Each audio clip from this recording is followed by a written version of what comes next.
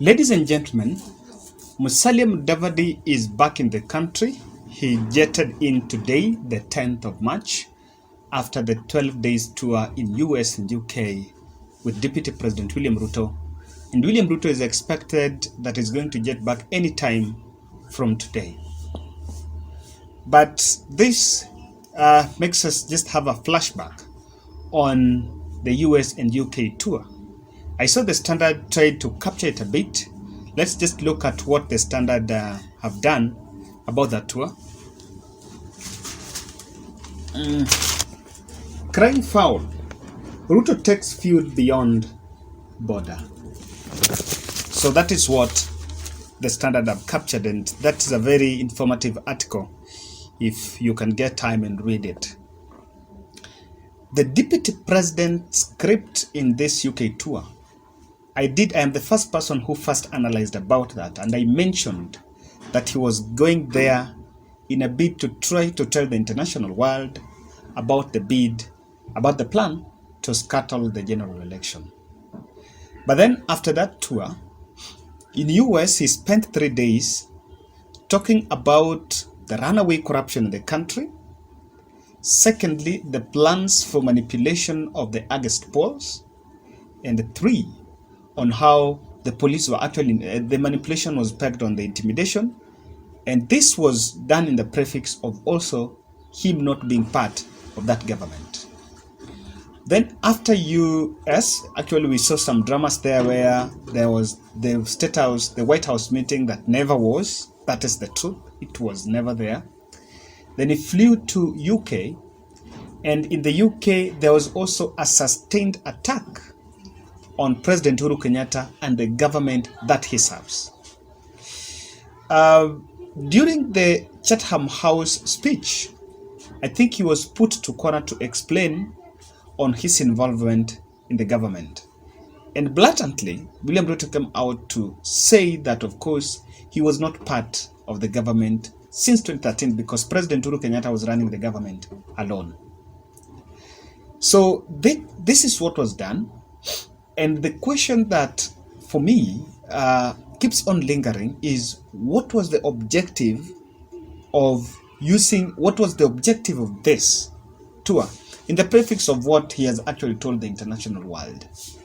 One thing I might feel like just directly he wanted to taint the image of the government abroad and also try to attract that international attention into the August polls, believing that that attention is needed and maybe can coerce the government or the other political players to up their stakes.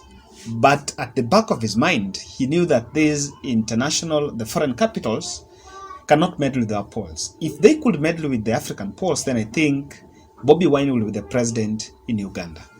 But I am not trying to support autocratic government in this context. So one thing that also William Ruto team and the Babu Namwamba team, they know this, that when it comes to the international, the statements you make outside the border, a leader in the stature of deputy president still does not have the monopoly of idea. He cannot enjoy the monopoly. If it was President Uhuru Kenyatta speaking in US and UK, the BBC, the international bodies would have captured that. And if whatever he was saying, it would have been taken as a position in the government. But because William Ruto is an active political player, everything that he's saying in both US and UK was being seen just as sitting. He's choosing what to say with his less targeting the political capital. And everyone else knew that whatever he was saying, he had to say something that favors him politically, even if that means to the extent of putting a lie. And of course, you understand this was also a very important trip to try to woo the diaspora community. So let's face it here. Do you think the US and the UK tours were successful? In this video, I want to narrow it down to some 5 points on why I personally feel, and critically looking at this tour, it was a big failure. It did not achieve the objectives. But before we do that, if you're watching this video and you haven't subscribed, kindly check your subscription, confirm your subscription, and also click the notification bell. It's just the bell above the subscription button. When I publish a video, you will receive the notifications, and with that, you'll be kept abreast of what is happening within our border. So I will try to itemize it one on one, and let me pick the first one, the corruption allegation on the government. When he was in US, he spoke about how government is having a budgeted corruption. So painting the government as a corrupt government, one, in my understanding, I think, was going to make the US government or the international community who can invest in Kenya to shy away from maybe investing in this government. But of course, I want to say it is a failure because he brought the attention of US the issue of corruption. And while he was away, Mike Sonko was banned from going to US. Mike Sonko and his family on a corruption scandal that bedeviled him when he was the Nairobi County Governor. Of course, it is contestable on why Sonko and not the other people, but that has happened. And I think I would love you to listen to this part when he was being banned. But I don't want to disclose so many things, but in the morning somebody called me and told me the DP is in the US. Ebu, see what is happening. Why is he there? And these things are happening. But I know these were just games to make me start issuing maybe some statements against those government officials who are in the US.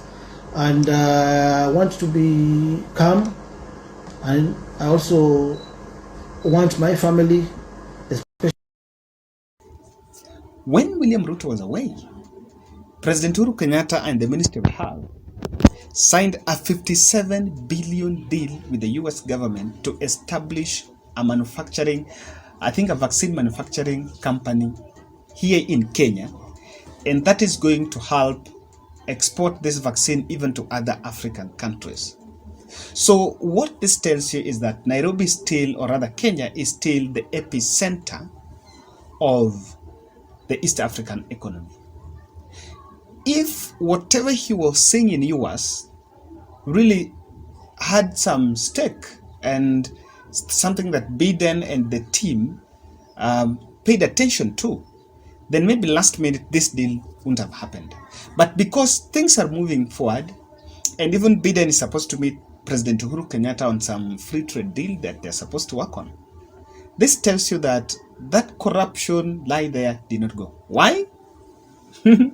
Your answer is as obvious as mine. Because, of course, when he was there, in the country, he's been touted as one of the people that have benefited from corruption process. And this is here. 2, William Ruto could not distance himself from the Jubilee government since he's a DP. I think if the organizers of that tour wanted to achieve the objective that is being sidelined, and in Africa perhaps that was to show that to try to portray President Uhuru Kenyatta as an autocratic president, then he would have resigned first. You are resigning. You did not resign. Back in the country, the papers are running a story of how the US and UK tour have been funded by taxpayers' money, and you have been approved by the president, but abroad you go and make it look like the president, you are not part of that government. That one, even to anyone, even to that international community, they will see that William Ruto is not really fit, and what he's saying does not meet the threshold. If he was out of government, for example, Raila made this trip in 2017, 2013, and Raila was out of government. And of course, he was captured in the papers. And by the way, someone should really do some research and give us a feedback. Personally, I've been trying to do some data mining to find out which are these papers that covered William Ruto's tour, either in US or UK. In US, I checked New York daily. I used to wake up every morning for the 3 days, check New York. I did not see. Even they did not mention. In UK, for me in UK, I read the Guardian and the Mail. Of course, I know these are papers that cannot stoop that low to cover the Deputy President Chatham House speech. And of course, he was there in his capacity as, not as a Deputy President, but was a private visit. So who knows? Manipulation does not solve because he was in a position to do something. He is a sitting Deputy President. He can influence something. Number 4, I think Deputy President does not understand the politics of neocolonialism. And going to US and UK, this is what these fellas want to hear. They really don't want the goodwill in these countries, in the third world countries, because they want that over dependence. They will still want to feel like we depend on them. We are at their mercies. So whatever he's telling them is what they want to hear, and they don't want to solve it. In fact, they can't solve it. They can't meddle with with our internal affairs. But in the prefix of the with the politics of neocolonialism, these fellas, they just want to hear. William Ruto is just telling them what they should hear. I don't know if you've ever wondered why, when BBC comes to Africa, they will not cover success stories. They will cover the way a woman is suffering somewhere, or the government is not doing something. They will go to the extreme human interest stories that paint the government on a bad note. This is what these fellas want to hear. And the fact that this propagates over dependence on them is what they want to hear, and they cannot solve anything. Thirdly, I think it failed because on how politically William Ruto tried to persecute the handshake. And if you remember the Chatham House, he was put to task to explain why in handshake deal he's only seeing the political betrayal in it, but he's not seeing the bigger picture of the unity agenda, if you remember well. So to the international, and this one fell especially in wooing the diaspora community, because the diaspora community, for them, they also want the unity, they also want the peace. When there is war in the country and they're abroad, they also don't feel that safe, because they don't have a home, while this is their home.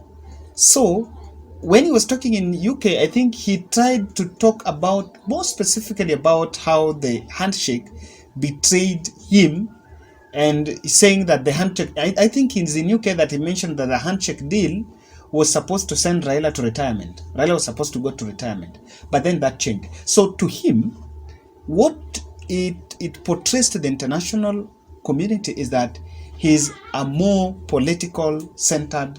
He's looking at the political benefits that handshake would have to him at the expense of the unity agenda. That is something that came out loudly. Lastly, I think that tour came at the wrong time.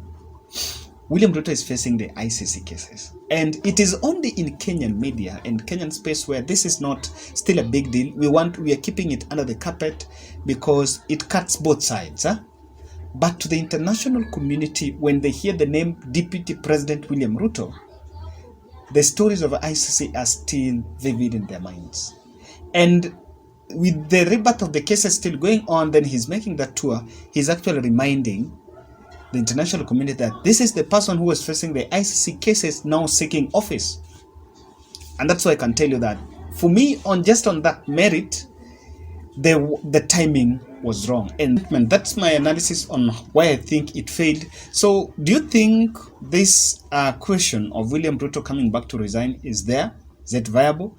If I were him and he was genuinely pushing this agenda abroad, he would have come back from JKA, go directly to Harambee House, call the international media, the local media, then make the long speech mentioning all those things that he feels the government has done to him, and leave the government, perhaps resign. With that, he's going to get that international attention he's looking for. Actually, they will cover that, the first deputy president to resign in office since the promulgation of the new constitution. But of course, that all remains smoke in the cloud.